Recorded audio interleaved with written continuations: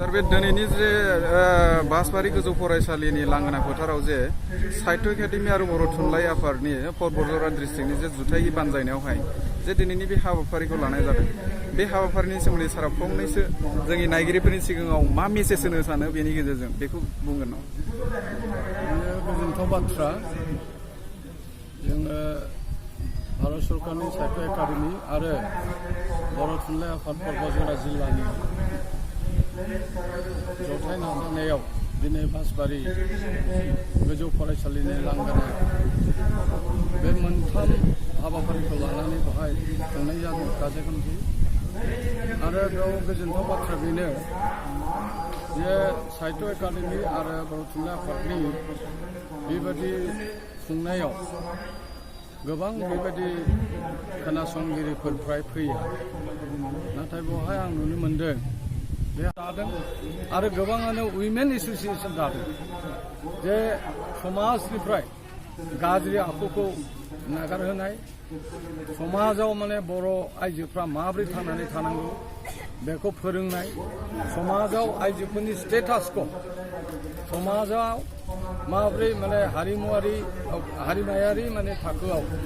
बर' आइजोफ्रा माबोरै थांनानै थानांगौ गुबुन हारि बायदि गुबुन सोद्रोम हारि बायदि बेखौ बे नारी चेतनानि गेजेरजों बुंनाय जायो आरो कथा सन्धि जेरै खन्थाइनि गेजेरजों खन्थाइनि सेर सेर बा बाथ्रानि सेर सेर गोबाङानो जेनेबा शर्ट स्ट'रि सुंद' सल'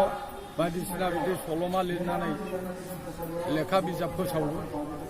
बेनि गेजेरजों जोङो बे सल'मायाव मा दं बे सुंद' सल'आव मा दं बेनि दारै समाजाव मा मेसेज मोनसे होनो नागिरदों बेफोरखौ गासिबो बे साहित्य एकाडेमिनि माखासे प्रग्रामनि गेजेरजों बेखौ फोसावनानै दिन्थिनाय जायो मिथिहोनाय जायो आरो बेवहाय माखासे थुनलाइगिरि माखासे रोंगौसा थानाय बिथांमोनखौ लिंनानै बेबायदि प्रग्रामाव बेबायदि हाबाफारियाव लाबोनाय जायो दिनैबो आं जोबोर गोजोननाय मोन्दों जे बेवहाय गोबां मानसिफ्रा बेवहाय फैदों खोनासंफैदों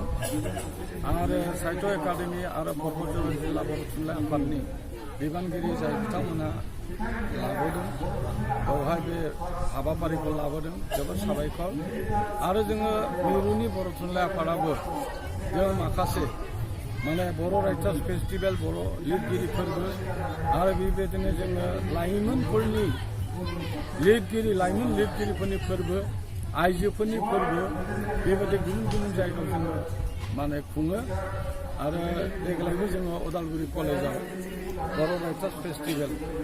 जोङो खुंगोन दिनै नभेम्बरनि 17 आरो 18 अक्ट'खालि साननैनि हाबाफारि बेबायदिनो जोङो समाजाव बे बर' रावा 90 फारियाव हाबनाय लोगो लोगो जों बे सुबिदाखौ मोन्दों आरो भारत सरकार साहित्य एकाडेमिनि गेजेरजों बेखौ बर' रावखौ गोसारनायाव मदद होदों आरो बे रावा 90 फारियाव हाबनाय लोगो लोगो बेयो मोनसे रिकगनाइज लेंगुवेज जादों बे भारत सरकारजों गनायजादों वान अफ द अफिसियेल लेंगुवेज जादों वान अफ द लिंक लेंगुवेज जादों आरो जोंहा गोजोनथाव बाथ्रा जे बियो बर' रावा सा सानजारि ओनसोलाव मोनसेल' राव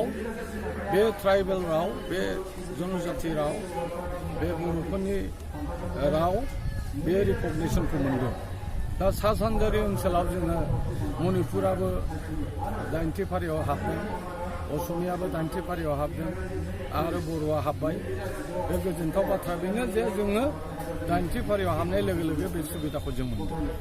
दा बे समाव बेखिनि खोथाखौ फोरमायथिनो थाखाय थेंक इउ सार।